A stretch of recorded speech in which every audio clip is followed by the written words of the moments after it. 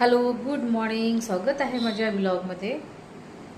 तर बघा, आपण जर इतरांकडनं अपेक्षा केली की आपल्याला चांगलं म्हणावं, आहे ना, तर ती अपेक्षा काही पूर्ण होणार नाही. आपण कितीही कुणाची कदर करा, कितीही कुणाच्यासाठी जगा, कितीही कुणाला चांगलं म्हणा किंवा कितीही काही करा, शेवटी ज्यांना परक आहे किंवा अनुभव आहे किंवा त्यांना समोरच्या व्यक्तीकडे ते तुमची थोडीफार कदर करेल.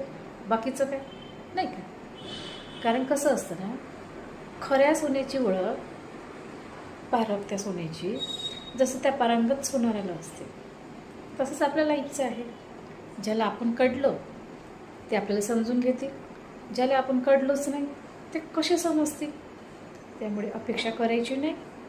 आपण आपल्यात बदल घडवून आणायचा आणि आपल्याला जेवढं आनंदी जगता येईल तसं जगायचं. बरोबर की नाही.